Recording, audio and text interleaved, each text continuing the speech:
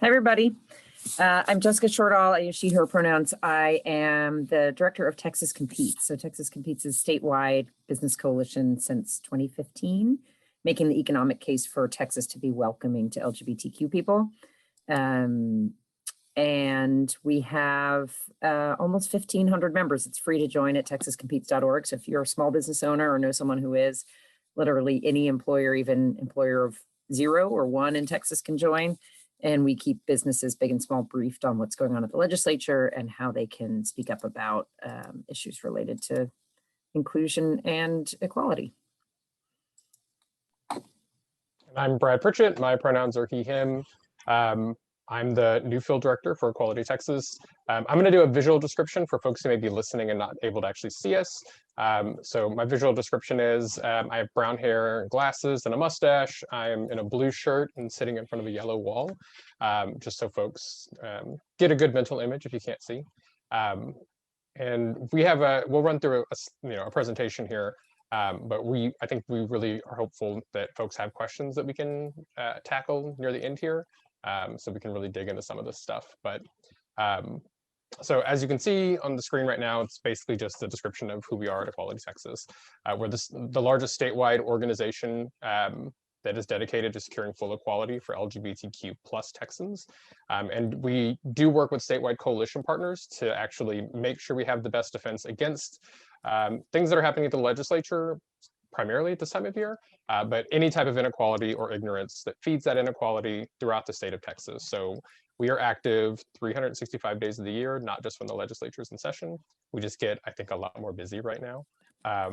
So we'll dig a little bit into some specific legislation. I'm going to let Jessica do all that business because that's her jam.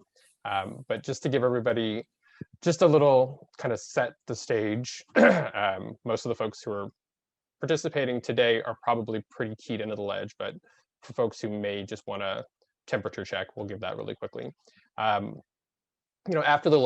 before the November election, there was a lot of talk about how the Texas legislature might end up looking this session. There were, a lot of theories, and people were crossing their fingers, thinking there might be a shift in the balance of power in the ledge, and that shift in the balance of power for LGBTQ Texans, at least, would have meant a very different session for us this time around. But unfortunately, there weren't a lot of changes that took place in the November election. So this is just a graph that shows you kind of where we are right now with the Texas legislature. We didn't really have any kind of change in partisan control in the House. It was a pretty even distribution of, we almost look exactly the same as we did last session. We lost a Democratic seat, Republicans won a seat that they flipped. So it was pretty balanced as far as what we're looking at. And we did get a new speaker. Representative Dade Phelan is the current Speaker of the House. Last session, Speaker Phelan said that he was tired of the legislature beating up on the gay community with legislation that is discriminatory. So that was kind of hopeful. We're going to see how that plays out for the rest of the session. And then in the Texas Senate, Republicans actually did lose the seat. Sorry. My throat just gave out completely. Republicans did lose a seat in the Senate. Jessica, will you take this for 2 seconds so I can drink some water?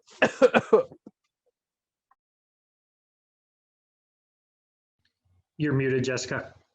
I am muted. Thank you. Lost a seat in the Senate, which meant that Dan Patrick, Lieutenant Governor Dan Patrick, who presides over the Senate, lost his supermajority. So he just went ahead and changed his rules so that they have a supermajority that he can still control what bills come to the floor. I'm gonna Brad, you good for me to? I feel like I butchered that. But here you go. Yeah, you all right? Yeah, it would have been great if people got to watch me choke to death in a webinar. I'm glad that didn't happen. So yeah, the Senate side, they actually did lose. The Republican Party did lose some seats, and the Lieutenant Governor said that he didn't have to find consensus with Democrats in the Senate, change the rules so that they can continue to move forward without really having to discuss anything. So this legislative session looks completely different than probably any in the past because of COVID-19. We are not necessarily telling our supporters and our members to do what we would normally do, which is send a lot of people to the Capitol to speak for positive pro-LGBTQ legislation and to speak against the discriminatory legislation, because it's just not safe right now for folks. It doesn't help matters any that the legislature isn't bending over backwards to make avenues for folks to participate this session because of COVID. So virtual testimony is by invitation only on the House side. And the Senate isn't doing any type of virtual testimony that we know of right now. There is some discretion for folks, so some folks could potentially allow for virtual testimony. The redistricting committee is the only committee that is actually doing virtual testimony, and that is on the Senate side too. So as far as like safety precautions, the House isn't actually requiring COVID tests for legislators or members of the public. The Senate is doing rapid testing for legislators on the floor and in public committee hearings, but if you have been vaccinated, you don't necessarily have to wear a mask or practice social distancing on the Senate floor, which is kind of crazy.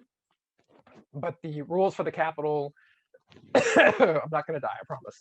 The rules for the Capitol are masks are required, and there are capacity limits, and only the northern entrance of the Capitol is currently open. And within offices, each member has the ability to set their own rules for their office. I swear I swallowed a bug. Can I just say, Brad, while you catch your breath, Will I not die, right?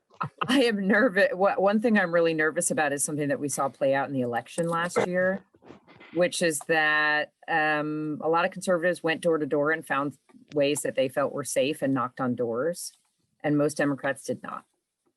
And so at the congressional level and the state legislative level, that absolutely had impacts. So that's not to encourage anyone to do anything unsafe, but I just share my anxiety that I'm nervous about it.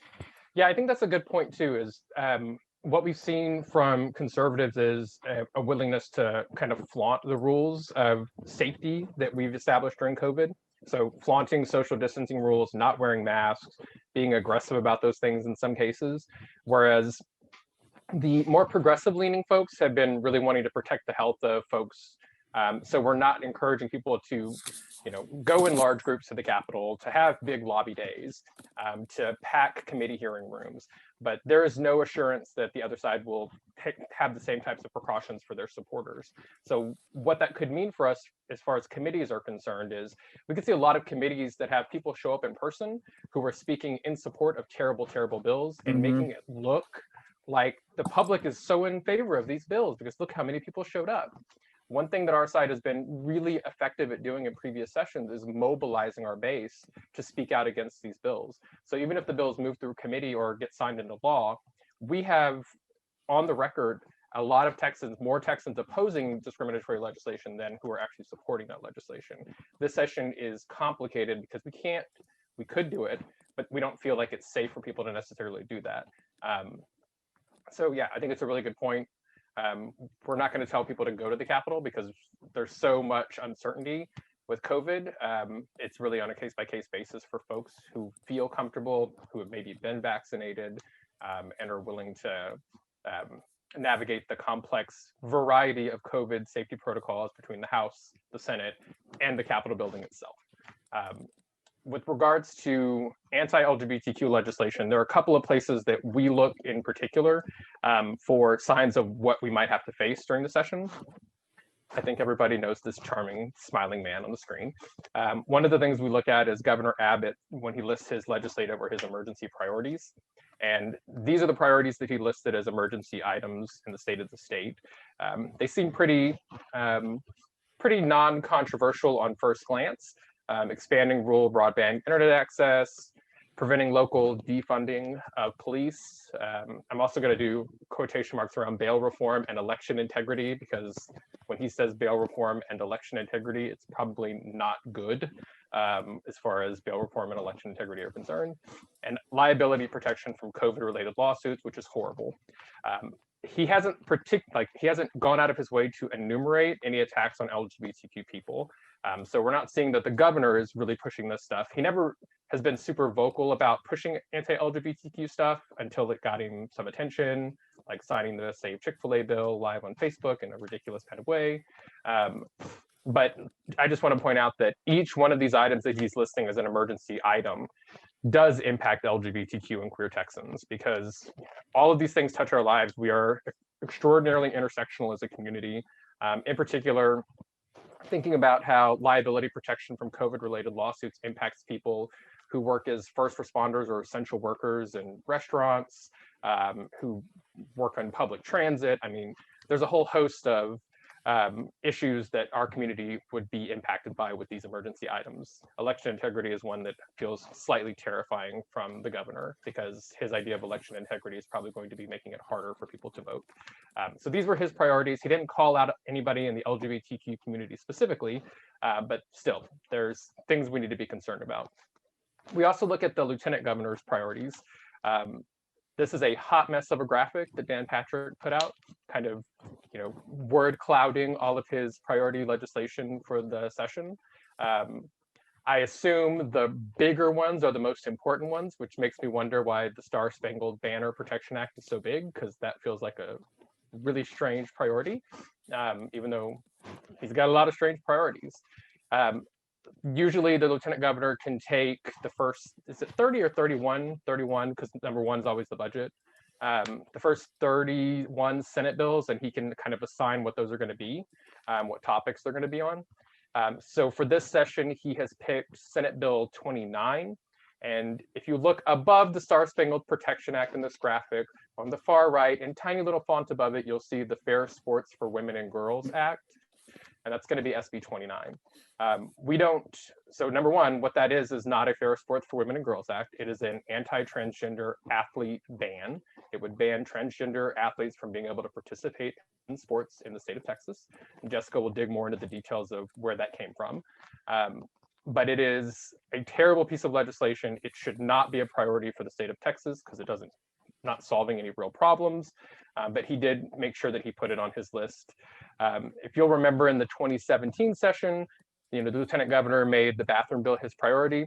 This is basically the bathroom bill all over again, if you really dig into it. And I know Jessica has some opinions that she'll share about that particular aspect.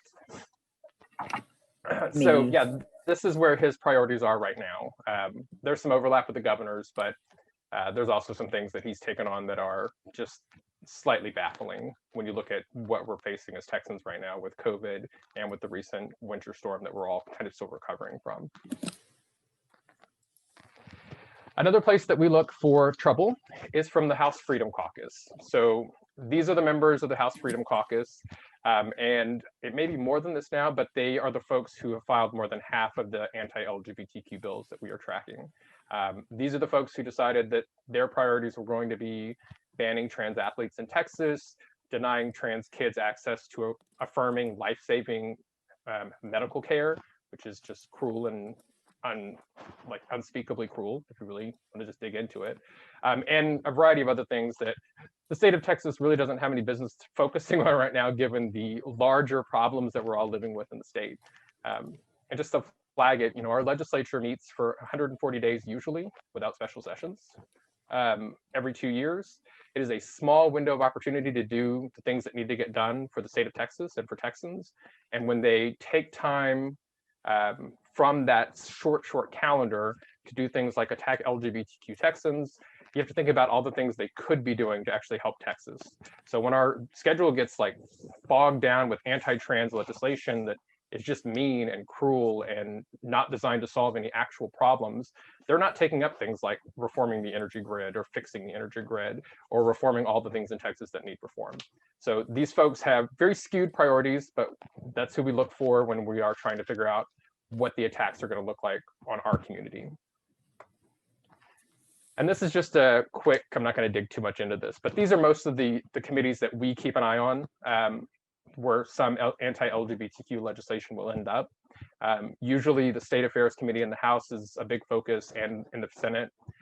This session, we're spending a little more time, I think, focusing on public health, because some of those anti-trans medical ban bills are going to end up in public health, and some have already been referred.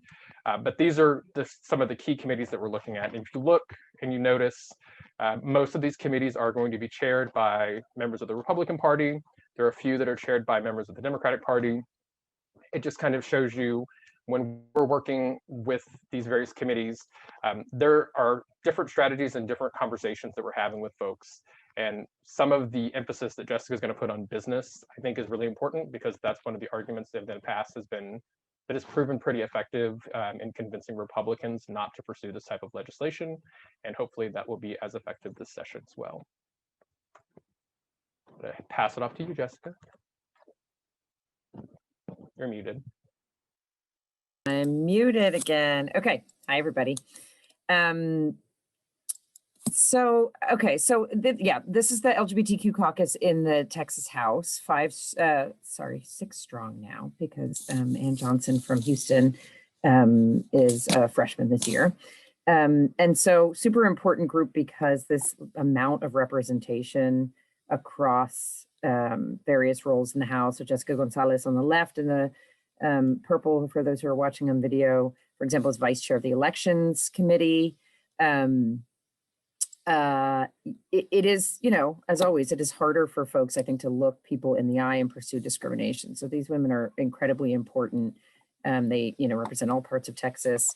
And so really important champions, and are carrying most of the good bills, but not all of them, that are focused on full lived equality for the LGBTQ community. So there are allies that have been doing this for a long time too, that will be carrying some important pieces of legislation.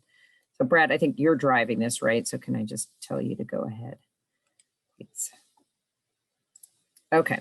So in terms of bills that would contribute to, full freedom and opportunity and equality for LGBTQ people in Texas, the goal, as Brad said, the makeup in the legislature is what it is, especially on the Senate side. These bills would face a very tough road to get attention. But even getting, for example, hearings on some of these bills will be really important, because it offers opportunity for people to tell their stories and to share with lawmakers of both parties why and how these would impact their lives. So just to go through these quickly, this is, there are others, and there will be others. Bill filing is still going on for a couple more days. But so the first on top left is HB 73, and this is by Representative Gina Hinojosa, eliminating the gay trans panic as a legal defense. So there are many, many states in the union, including Texas, where defendants still can and do invoke a gay or trans panic in explaining away or trying to avoid accountability for doing violence against a LGBTQ person. And so these can have lots of impacts. People can get off, they can get lighter sentences. It's a way to kind of continue to normalize the idea that it's not entirely this person's fault for assaulting or even killing someone. And so Virginia is making really big strides. Legislature I can't remember if it's one chamber or both at this point, but just passed elimination of this panic defense. This would be huge. I know it's a big priority for TENT, the Transgender Education Network of Texas, because this is something that actually, impacts people's daily lives and impacts the way the judicial system sees gay and transgender people. So hoping that this bill will get some attention. I also think it's an important bill in the context of the bad bills we'll talk about in a minute, because they're basically saying opposite things, right? This bill is pointing out, when we'll get into these other bills, whose job it is, the bad bills very intentionally, especially those targeting transgender people, very intentionally try to spark fear about who trans people are. And what a bill like this, HB 73 by Representative Hinojosa does, is confront that head on and ask people why that is, and confront the fact that the judicial system allows people to do violence on that basis. So I'm a big fan of that measure. The next is this, what has been called Romeo and Juliet, or we'll call Romeo, or Juliet, Juliet. So in Texas, you can imagine, like, you have a minor, say a high schooler, sophomore or junior, who's dating a senior. And so the senior is 18 and the junior is 16 or something like that, right? And so the way that these laws are structured in Texas and other states are to say that relationship where one person's technically adult and one person is technically a minor is not going to result in the 18-year-old, for example, being charged as a sex offender. It's kind of common sense, right? And there's some, I can't remember exactly what it is in Texas, but there's some like span of years if the person is within 3 or 5 or whatever it is, years of the minor person. But it is gendered. The Texas law, like many things, is gendered. to say, that the couple is one male and one female. So the goal is just like many of the code cleanups in Texas to adjust the language of this law to reflect the existence and reality of same-sex couples too, because otherwise you could have a same-sex couple where the older of the two, slightly older of the two kids, teenagers, then could be criminalized. Representative Mary Gonzalez, the chair of the House LGBTQ caucus, has carried this bill for a number of years, and it's gotten a hearing in years past. So hopefully we'll see that again. Facilitating gender marker changes on official documents. This is John Rosenthal from Houston and Senator Sarah Eckhart, new senator. These are wish list items, and not everyone cares about these things across the Texas legislature, but really important to be having the conversations about the really basic, if in a state that is, positions itself as more libertarian, the idea that some people just can't get basic things done in their lives because their documents prevent them from doing so. The next one is banning the harmful and debunked practice of conversion therapy, specifically for minors. So Representative Celia Israel, member and founder of the House LGBTQ caucus, has HB 560. That bill got a hearing last year, I believe, in Ms. T. Sanfronia Thompson's committee. Then Ana Hernandez has a similar bill, HB 407, and then Senator Menendez on the Senate side has SB 97. So all of these would say, this practice of trying to change a child's sexual orientation or gender identity has been thoroughly debunked, of course, incredibly harmful and actually dangerous, and is not supported by any of the mainstream medical or psychological associations. So would ban that practice. Okay, next we have a bill from Representative Jean Wu, HB 493, that would ensure that health benefits plans cover HIV and AIDS. So I know that these seem like common sense things, but these are some of the things that, we and our allies are still fighting to see just so people can live their lives. Representative Ana Hernandez has HB 726, which would ban non-consensual surgeries on intersex minors.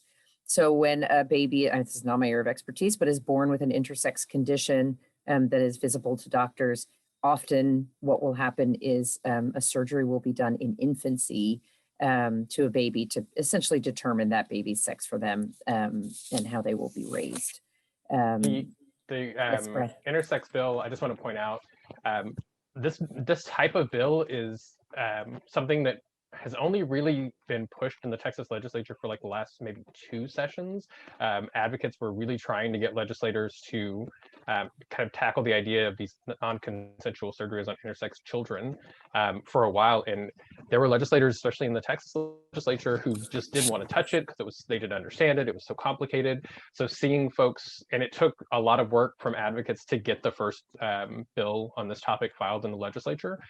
So I don't know that there's been such a concerted effort this time around to get this bill filed. I think it's started to become one of those common sense things like Jessica talked about, that folks are just like, why aren't we doing this? Why are we letting doctors decide a child's gender and forcing a surgery on them? So I just want to point out that is a bill that is getting filed now without having to have pressure on folks to do it because of the work of advocates in previous sessions to kind of point out the issue and point out how important it was.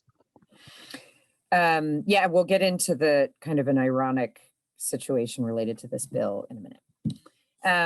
Okay, so next we've got cleaning up state statutes to include LGBTQ families. So there are just lots of things across Texas law that refer to a mother and father, for example, or a husband and wife.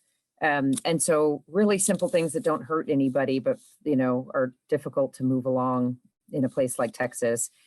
So Senator Nathan Johnson has SB 120. Representative Michelle Beckley, HB 1037, and then Beckley also has a House Joint Resolution, which would be put a constitutional amendment on the ballot. That's HJR 58. Representative Beckley also has filed HB 1038. This is repealing the quote, no promo homo policies. So these exist in a lot of states. They these policies require educators to teach that, I'm sorry, I have to say this, quote, homosexuality is not an acceptable lifestyle. There's other policies like this, and I don't know what the situation is in Texas specifically, but in other states that just won't let teachers even acknowledge the existence of gay people. Like it's just controversial to say that that's a thing. Julie Johnson, one of the co-founders of the House LGBTQ caucus from the Dallas area, has HB 1149, which would remove religious exemptions from Texas adoption and foster care agencies. This is like one of my most dearly held wishes. In 2017, when we were spending all of our energy and emotion and everything fighting like hell against the bathroom bills in a regular and special session, this is the one that got away. Now I'm going blank. HB 3859. Yes, Brad's winking at me like that might be accurate. Passed and was signed into law in 2017. So the way many states, including Texas, handle child welfare is that instead of having its own agencies that place children, for example, with foster families, we contract out. We use our Texas tax dollars to contract out to private agencies to do that. So that essentially they're doing the function of the state, but they're a private agency. A lot of these organizations are faith-based. And what this bill did was make it clear in Texas law that these organizations could discriminate on who they place children with and how they treat and place children based on the religious beliefs of the people at the foster agency, for example. So very much putting the interests of the religious beliefs of someone working in one of these agencies or the folks that founded it or whatever ahead of the best interests of the child, who deserves as big and broad a pool as possible of loving families that want to take them out of group homes, take them out of the system and bring them into their home. So Julie Johnson's bill would repeal that piece of legislation. And interestingly, we're seeing this now happen across the country. There's a big organization called Bethany Homes that's a Christian child welfare organization that does a lot of these placements around the country. And they have just announced that they will be working with and placing kids with LGBTQ inclusive families, which is just wonderful. And they didn't, I don't think they wanted to do that, but the way that they have framed this change is talking about that this is a, a kind of Christ-like approach to what they're doing. And that just made my heart very happy. I can't see the bill number on this. So in 2001, I want to say, Senfronia Thompson, known as Miss T, known and loved and feared and respected by all as Miss T, carried the James Byrd Hate Crimes Act that added, that created hate crime against people on the basis of sexual orientation as a hate crime under Texas law. And, not a lot of folks were talking about gender identity at that time at the Capitol. And there certainly weren't any out members to talk about it. And so she did a wonderful thing then. And the goal here would be to add gender identity alongside sexual orientation to make sure that kind of violence against trans folks and non-binary folks would be categorized as a hate crime. Brad, I can't see on the slide, I can't remember the bill number or the author there. HB 1402, Ann Johnson. Thank you. Okay, so yeah, right. Okay, next slide, please. So that, what we're gonna do there is try to, encourage these bills to get hearings. Oh, one other, sorry, has not yet been filed, but Representative Jessica Gonzalez is going to file a comprehensive non-discrimination bill, at least last we heard. So this, as with 28 other states, there is nothing explicit in Texas law that prohibits discrimination against LGBTQ people in employment, in housing, and in public accommodation. So last year we did have a wonderful Supreme Court decision 6-3 in a conservative court called Bostock that makes it clear that discrimination against LGBTQ people in employment is illegal as a form of sex discrimination. And so that's the law of the land nationwide. We would like to see that explicit in Texas law. And then, of course, it is still legal, completely legal in Texas to discriminate against someone on the basis of their sexual orientation or gender identity in housing and in any public space like a restaurant or a shop or whatever. The exceptions being the handful of big cities that have non-discrimination ordinances. But this would make it the law of the land. As I said, I run the Business Coalition. Business folks really want to see this because, of course, even if they operate in one of the big cities, their people might live in a suburb or what have you, or they may operate in a rural area. And what they say to me all the time is our people are safe at work, but they and their family members feel much less safe once they leave the office or the plant or the oil field or whatever it is.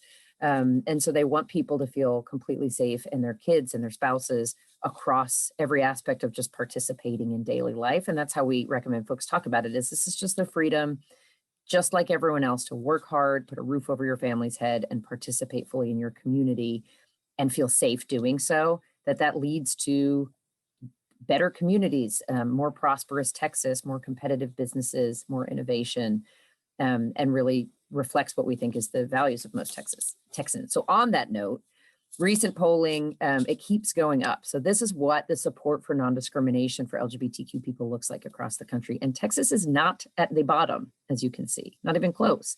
It's tied with Oregon, for goodness sake.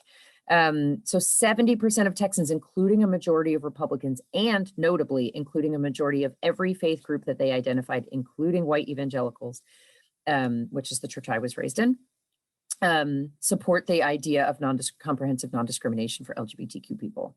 The number nationwide is 80, the newer number than this, because I know that it doesn't look accurate based on averaging all of these, but even newer number by this same polling organization, PRRI, found 83% of Americans, and it's like 67% of Republicans nationwide support non-discrimination. It is not a partisan issue when it comes to Americans. It is a partisan issue because it's used as a political wedge. So that's where we are, and just want to help remind folks of this all the time. Okay, so now we're going to go into my least favorite but most obsessive area, and where I spend most of my time. So we're going to talk about the bills this session that are specifically and explicitly, or sometimes implicitly, but intentionally targeting LGBTQ people for discrimination. So in terms of bills filed so far, we've got 4 broad categories.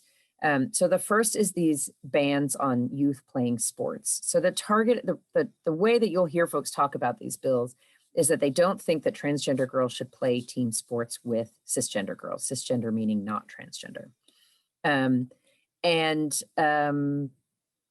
The bills are a little bit different. There's on the Senate side, we've got SB 373, Senator Perry. Maybe this is the bill that will get renumbered as SB 29 because we haven't seen that bill yet, but we know that Lieutenant Governor Dan Patrick's holding SB 29 for this issue. So sometimes he'll just do that. He'll just grab a bill and give it a lower bill number. Or maybe it'll be a new bill. We got a little bit longer of bill filing, but HB 1458 is on the House side. That's Representative Valerie Swanson from outside Houston. Perry's in Lubbock, Senator Perry. We are seeing a tsunami, and I'll get into this in a second, of epic proportions of these bills coordinated across the country. So there's a website that one can go to if one is a lawmaker and request this bill, and it will be sent to your inbox, and then you can just change a couple things and file it. So actually, this is out of date now. It says 23 bills in 18 states. It's much closer to 30 now, and we'll look at that in a second. There is no way, even if one wanted to, which I don't, there is no way to write a bill that only keeps transgender girls out of sports because it is impossible to know exactly who is transgender and who is not. It's just like with bathroom bills, unless you are going to become the most invasive and inappropriate and disgusting state in the country and inspect people's private parts, there is no definitive way to know that unless you are prepared to completely invade their privacy. So obviously the greatest harm here is to transgender children, especially transgender girls, and specifically we believe to transgender girls of color, because we know that girls and women of color are already over-policed in general, but in sport. We see it in everything from the way that Serena Williams is talked about, the way her body is talked about, cartoons drawn about her, what have you, decades and decades of history. So trans children will be harmed even by this debate being elevated. We saw in 2017 when the bathroom bill was just raging on and on. We talked with Trevor Project, which is a national crisis hotline for LGBTQ youth. And every time the bathroom bill got a big press conference or moved ahead in a committee or passed out of the Senate or what have you, when the special session was called, they saw an unprecedented spike of calls from Texas area codes to their crisis line. So we know that even the debate puts kids in crisis. We're really, really worried about this. Beyond trans kids, a bill that says, so Valerie Swanson's bill, for example, on the House side, I believe the way it's structured is it allows any girl, cisgender girl, to sue a school, her public school, if she feels like she has been harmed in some way by them allowing a transgender girl to play a sport. So, or sue another school. So it could be that she loses her tennis match, or she feels like she's, not getting enough playing time, or doesn't get a scholarship to college sports scholarship that she was hoping to get, that she could blame this on the presence of a transgender girl on her team or on opposing team or whatever. The issue, of course, is then again go back to how do we know? So I can tell you, I'm a cisgender straight person who has 2 kids who play sports, and I am here to verify for you that parents of children who play sports in the year of our Lord 2021 are absolutely bananas. Generally competitive, living their lives through their kids, yelling at their kids, yelling at refs, getting ejected from games. So we have a real competitive problem among parents. So you can imagine that a bill like this could empower any parent, any coach, any fan, any other player to point at any girl and say, you don't belong here. Any girl that doesn't look what that person thinks is, quote, feminine enough, right? Short hair, tall, muscular. Again, I think this will impact girls of color more. Too fast, too strong, too good at her sport, whatever it is, it could be retaliatory. And the humiliation for any girl, transgender or cisgender, the humiliation factor alone is hideous. But then these bills don't specify how these girls then would go about proving their sex. So is this, as some bills we've seen in other states, an internal examination? Is it a blood test? Is it, getting her birth certificate on file? So what we know is that this could hurt a lot of kids. So I'm sorry, I've gone on and on about this, but what I'm going to just refer back to is the bathroom bill in 2017, where we were told for an entire year that this was an enormous emergency related to girls' privacy. And fast forward 4 years, and we are now seeing the most privacy invading bill I have ever seen targeting children, filed under the same guise somehow. So the way this will be talked about is in feminist language. People will say this is to save Title IX. So what Title IX says is that no one can be denied an opportunity at a federally funded school on the basis of their sex.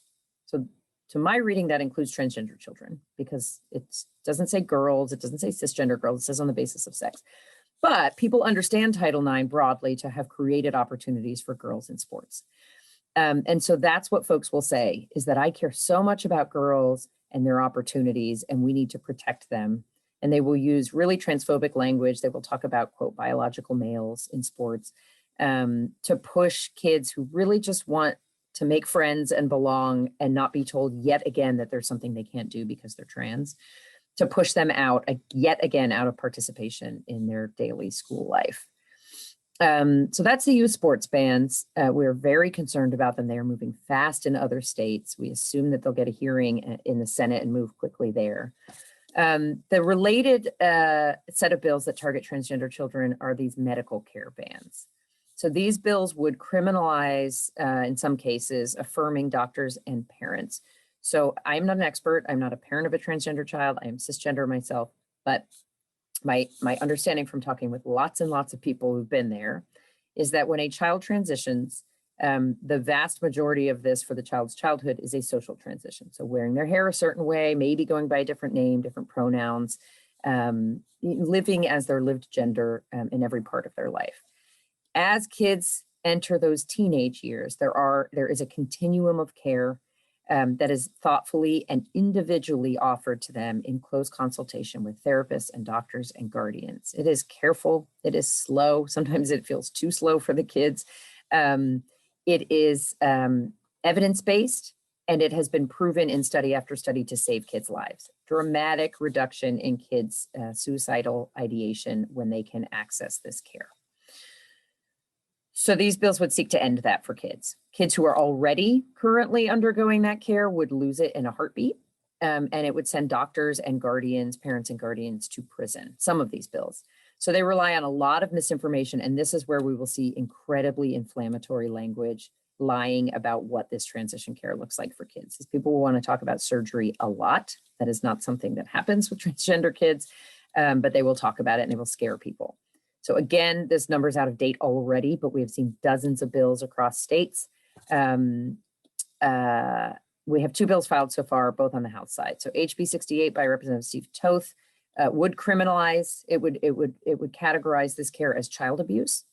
And then HB 1399 by Representative Matt Krause from North Texas, who is, kind of very usual suspect in filing lots of bills targeting LGBTQ people, takes a take I haven't seen before, which would strip professional liability protections from medical professionals who provide this care.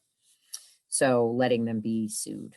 Now, so the idea is to scare doctors, nurses, therapists, what have you, away from treating and affirming these kids in a way that saves their lives. Okay, the next category is religious refusals. We think of these as license to discriminate bills. They will be termed by the people who support them as religious liberty. What they tend to do is provide exemptions from generally applied laws for people who can apply their own personal religious test. They will call this sincerely held belief or conscience or moral objection. But what it is someone saying, I should be able to disobey non-discrimination law or the code of conduct for my profession if I can simply say, this is my own religious test I want to apply. So it doesn't specify against whom, but of course, LGBTQ people are an enormous part of the target of these bills. But of course, you can imagine, again, the unintended consequences that someone could then refuse healthcare, for example, to a single mother or to a person, especially of a minority faith, to an interracial couple or an interfaith couple. So there's lots of problems with this. We saw one move in the Senate last year, 2 years ago, SB 17.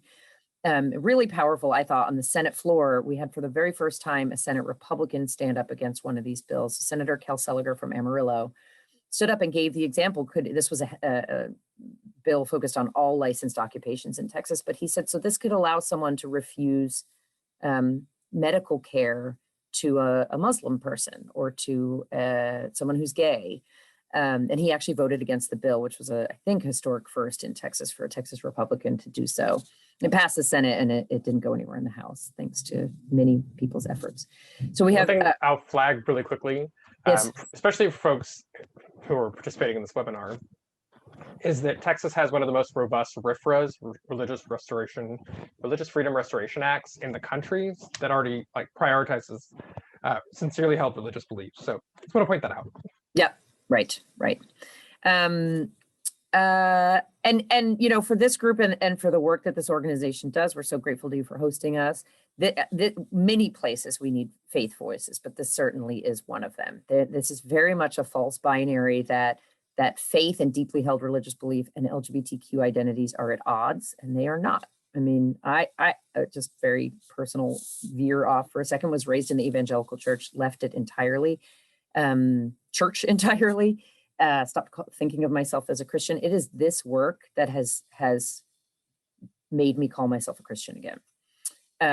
We know lots of LGBTQ people who are people of faith, and lots of faith traditions are affirming of LGBTQ people, of course. More than that, someone as liberal as Justice Antonin Scalia said decades ago that if we let people apply religious tests to everything, it would be untenable. I mean, I'm paraphrasing, but there is a strong conservative argument not to do these things too. SB 247 by Senator Perry from Lubbock, he is a repeat offender in this space, would do this specifically for the legal profession. And that bill has a hearing in 2 days' time, Monday morning in the Senate. I'm guessing it'll fly in the Senate. HB 1424 by Tom Oliverson on the House side is really concerning because it is focused on health care. So it may be that his target is abortion care or maybe transition care with this bill, but certainly would catch up LGBTQ people too. The idea is that any doctor, nurse, therapist, you name it, could refuse any care to anyone if they just say that their religious belief doesn't allow them to care for that person. So this can have lots of little effects. We know that a huge percentage, for example, of trans people in Texas and across the country say that they've been discriminated against in healthcare and that they've put off seeking healthcare because of those experiences. There are some horrible stories, one in Texas, one in Georgia, of transgender folks seeking care for cancer specifically, so for example, a trans man seeking care for ovarian cancer and being turned away so many times that cancer progressed and became fatal. So this is both everyday people's access to healthcare in a pandemic, as well as these, kind of really dramatic and heartbreaking stories. So you can bet we'll fight that tooth and nail. The final bit is preemption of non-discrimination ordinances. So Dallas, Austin, Fort Worth, Plano, San Antonio, and El Paso. Did I miss anything? And not Houston, notably. all have some kind of non-discrimination ordinance that includes LGBTQ people. And preemption generally is the idea that the state can say to a municipality, you can't do that. You can't enforce that rule or ordinance or policy. We saw this a few years ago when Denton, Texas passed a fracking ban. And then the fracking billionaires gave a bunch of money to a bunch of legislators and they passed a bill to tell Denton they couldn't do that anymore. We had this fight in 2019. There's a big push to preempt, for example, local ordinances, city ordinances that require employees to provide paid sick leave. The way these bills are written would also put non-discrimination ordinances in jeopardy. So in this LGBTQ space, we think about those ordinances as the only explicit protections any LGBTQ Texans or visitors have. And so we've got a few of those: HB 610 by Valerie Swanson, SB 551 by Donna Campbell, and then Dan Patrick's holding SB 14 as the priority vehicle for preemption this year. It would be very simple for them to put language in saying that this won't affect non-discrimination ordinances. That's where we started in 2019, but Dan Patrick stripped that out and that doesn't seem to be happening. Again, the only explicit protections for LGBTQ folks in Texas. Okay, so I'm just going to tell you a little story here. I don't know if that's animation works. I hope it does. So Brad, I'm going to tell you to click, please. Okay, so in 2015, we had the Obergefell marriage equality decision. Sorry, I'm going to stop and just give a little bit of context here. I am a nerd, and I have been tracking anti-LGBTQ bills filed in state legislatures now for 7 years. When I put this together, I was stunned at what a very clear story it tells. And so I thought I would share it just to place these bills in context so that we can understand that literally all of these are all the same thing. They just have very different clothing on the outside. So in 2015, the Supreme Court passed down its Obergefell decision, making marriage equality the law of the land. And this was an enormous shock to the system of kind of religious right conservatives who very much did not want to see that happen. And so we saw a huge backlash, both right before that happened in anticipation of it, and then in a couple of years after, of these license to discriminate religious exemption bills. So that's, for those who are able to see on the screen, these red chunks of these charts, a bar chart in 2015, 16, and 17. So as you can see, more than 40 bills filed across state legislatures in each of these 3 years. Some of them were big and broad. Most of those have failed. Indiana, famously in 2015, Governor Mike Pence signed one and then had to fix it very quickly because there was a huge business boycott and outcry. So the attempt here is basically to say, like, okay, fine, you can get married, but we're not going to make you the cake. We don't have to rent you a home. So they have morphed this bill in Texas I mentioned about child welfare. They have morphed over time, but this is kind of the thing of going, if you can get married, that doesn't mean you can exist in the world as an LGBTQ person. That doesn't mean that we're going to treat you the same. So same year in 2015, Houston had a non-discrimination ordinance passed in 2014 called HERO. And this is like non-discrimination ordinances in hundreds of cities around the country and 21 states. It says that you can't discriminate against LGBTQ people in housing, employment, and public spaces. Houston also in that ordinance had race, national origin, religion, veteran status, I think, family status. So it was protecting lots of folks from discrimination. And in the year, less than a year it was in place, the majority of complaints filed were on the basis of racial discrimination. So this was an ordinance that helped lots of people. It was repealed at the ballot by extreme anti-LGBTQ activists in late 2015. So the way they did that was, instead of calling it what it was, which was common sense non-discrimination protections that we've agreed on for other folks, people of color, people of faith, et cetera, since 1964 as a country. And just because it included LGBTQ people, making it about transgender women going to the bathroom. So taking advantage of the fact that most folks don't know that they know someone who's transgender, making them very afraid, playing into very old, harmful stereotypes about who transgender women are, and making it about the privacy and safety of their little girls. So this was repealed at the ballot. And so what that said to these folks is, okay, we're not getting a lot of traction. We're not getting a lot of these religious bills passed. But if we can reframe non-discrimination as bathrooms, we can win. So that is when we got into the bathroom wars of 2016 and 2017. So if you look at this next oval, you see this yellow thing come out of nowhere. We had 31 bills in states in 2016 and 31 in 2017 that were bathroom bills. So barring transgender people from using the bathroom consistent with their gender identity. 2016 is when North Carolina passed its HB2 and everything went to hell, and there was a huge boycott and enormous outcry, and that was like partially repealed, et cetera. And 2017 is when we Texans lost a whole year of our lives fighting the bathroom bill and ultimately winning. So this was presented to us as an emergency. This has to be fixed now. Little girls are in danger, women's privacy, et cetera, et cetera. And the minute it was over, Dan Patrick still said that he won and the emergency evaporated. So you can see in the next few years, you have this sprinkling of bathroom bills across states, but none has been filed in Texas since then. Everybody just pretended that the emergency was gone somehow. And that's because the bathroom argument worked for them until it didn't anymore. So then we have 2018 and 2019 is what I think of as the regrouping years. You have a dramatic reduction across states. And the reason this is happening across states is it's all coordinated by national anti-LGBTQ groups like ADF and Heritage Foundation. And then they have state partners like Texas Values in Texas that kind of do the work on the ground, drive phone calls to offices, et cetera. 2018, 2019, I think of when I built this chart and looked at it, is the couple years they were like, this isn't working, bathrooms stopped working, what do we do? So we know they poured an enormous amount of money into message testing, poll testing, and figuring out what will scare people. And so that is how we got to being presented last year and this year around the country with the brand new emergencies in quotes, of transgender kids existing. So this is where we already talked about this, the bans on transgender girls playing sports and the criminalization of medical care for children came across. In 2020, when Texas wasn't in session, we saw 25 of each of those categories of bills in states. And this year, this is out of date already. It's like more than 30 on the sports side, and it's like 28 or something on the medical care side. So you can see that this is where all the energy is being poured. So you get a few religious bills, a few preemption bills, a few bathroom bills, but this works for them. It polls better. It changes people's minds. Just last night, the United States Senate was voting on the COVID relief package, and Senator Tommy Tuberville, new senator, added an amendment to the bill, or proposed an amendment to this $1.9 trillion COVID relief package that would defund public schools if they allowed their transgender students to participate in youth sports. The amendment failed because it needed 60 votes for reasons I won't get into to pass, and it didn't get it. But one Democrat, Joe Manchin from West Virginia, voted for it.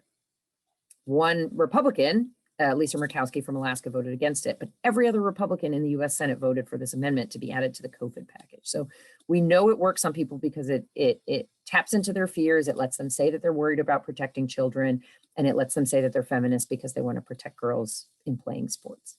So this is where we are, but this is truly all part of the same package of this tactical testing of messages to see what will grab people. And we go back to me saying 83% of Americans support non-discrimination. That's why. That's super scary for these folks, because they know, even though I constantly feel like we're losing because this is so hard, they know that they're losing hearts and minds. And so they're trying to win those hearts and minds back through fear. So that's where we are. Okay. So the voices that we need. We will always need voices at the Capitol, virtually, outside the Capitol in the fresh air where we might feel a little safer, writing op-eds. Oh God, I've talked so long. I'm just looking at the time. I'm so sorry. We're going to need people of faith. We needed them in 2017. We needed them in 2019. That's a super important reminder to people that this is not a monolith. Veterans can be incredibly powerful, especially because they're represented, for example, in Jessica Gonzalez's non-discrimination bill that she's going to file, adding veterans to non-discrimination protections.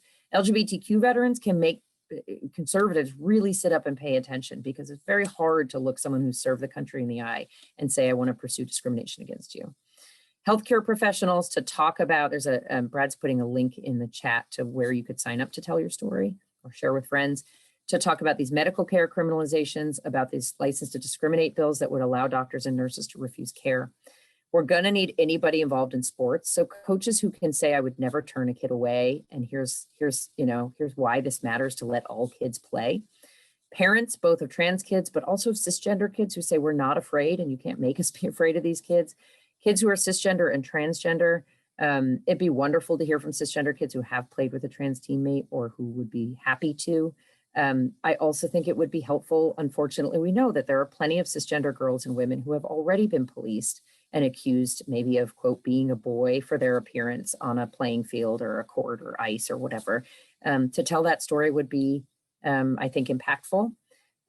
So people, similarly impacted by these kind of encouragement of policing femininity in sports would be really helpful. I'm sorry I talked for so long. I think I have one more slide. I'm not positive. Just a reminder, I know we've said this already, but we have layers, what my girlfriends and I call the trauma lasagna, of everyone affected by COVID, their health, their economics, their school, their parenting. Worsened by that is that a lot of Texas still doesn't have reliable broadband, so kids can't go to school remotely. Everyone's affected by the grid failure. Those are, multiple layers of things that should take all of lawmakers' attention. So what I will say, because sometimes this can feel very, very partisan, is that there are lawmakers in both parties who do want to focus on those issues, even though you may have seen them vote for a really horrible bill. Without getting into why, they often don't want to do that, but they feel like they have to. I'm not trying to excuse it, but I am saying that this is the stuff that many of them ran to do, is actually solve problems. So I'd encourage folks to go into these conversations, calling offices, or if you're visiting, if you feel comfortable, with good faith that that's true until it's proven otherwise to you. And that raising our voices and doing that in good faith with them can give them the cover they need to stay away from these bills. The best win for us is a quiet death. I don't want to kill another bill like we killed the bathroom bill. That hurt so many people for it to be so public. We can quietly kill bills. We're so happy. So that means that, like if they hear from enough people, then it maybe gives them a reason not to be a co-sponsor of a bad bill. And if a bill doesn't get a lot of co-sponsors, there's not a lot of pressure to move it, especially in the House. Maybe it helps them say to their chair of the committee they're on, please don't bring this up for a hearing or a vote. I don't want to have to take a vote on this. And then that can help them hold it back. So just never underestimate the power of your voices in helping folks do the right thing, no matter what reason they do it for. And then, Brad, I'm going to pass over to you on this because I think you're better at this. And this is an easy one. Like I could listen to you all day, Jessica, because I know a lot of this stuff. Apparently I could talk all day, sorry. Well, I know a lot of this stuff, but I always learn additional things whenever you talk about this stuff. So I'm always appreciative of it. These are just some key deadlines for folks to know. This is quick and dirty. The ledge is already convened, so we passed that one. Jessica's referred to bill filing closing soon, so that's on March the 12th. So we'll know what the full slate of things we have to stop and the things we want to support will be on March 12th. These are estimated deadline for committee passage. I feel like some of this is out the window because COVID has stalled the session so much, so we're not really 100% sure, but normally that's what it would be.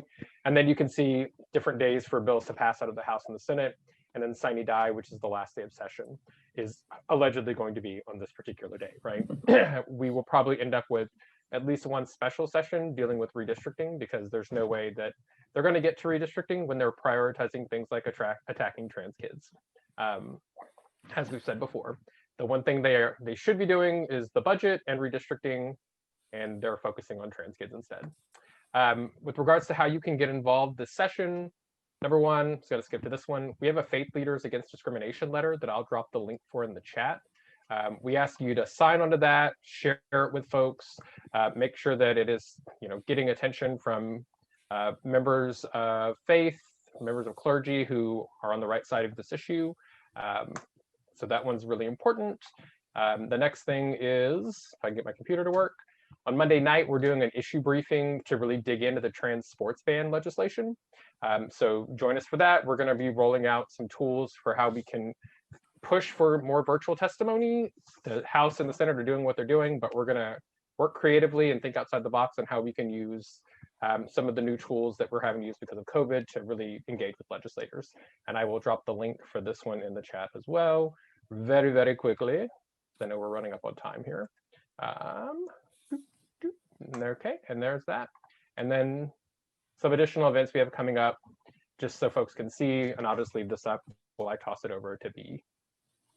Well, you guys, thank you so much. This was really great. I'm not seeing a bunch of raised hands or questions, and we are pretty much at time. I wonder. I'm happy to go over because it's my fault, but I don't want to keep it. Well, our next speaker is actually in the chat, and I want to be respectful, or not the chat. You want to say hi to my daughter? Hi, how are you? I think that's you. Are you proud of your mom? Good. That's good. You should be. But what I do want to say is, Jessica and Brad, would you be willing to put your emails into the chat so that if people have Yes. questions, they can reach out to you directly? Absolutely. And the one question that I saw was about Zoom, and yeah, I'm 100% with you on why Oh, we right, don't I have Zoom know. testimony. Yeah, we did have one question about why is it that we can't have legislative participation in Zoom? Yeah, we all want to know that. Somebody also asked about Nicole Collier. Oh, yes. There was a you're right. misprint. Yeah. Oh. Okay. Okay. Yeah, there was a misprint on a slide listing Nicole Collier as representing Houston. We know she's not Oh, in Houston. I I'm in see. Houston. So yeah, thank you for pointing that out. I'll make sure it gets corrected before anybody else sees this. One thing I'll say, and just talking about, I've been saying this to a lot of folks, is I would not at all assume that your lawmaker, because they're a member of one party or the other, supports LGBTQ issues or will oppose some of these, especially the sports stuff is designed to try to grab people across the aisle. Mhm. And so would just encourage you to reach out to those folks. Give them a call, just let them know how you feel about it and that you love that they've supported the community in the past and hope and expect that to continue, I think would be really helpful. We would appreciate it.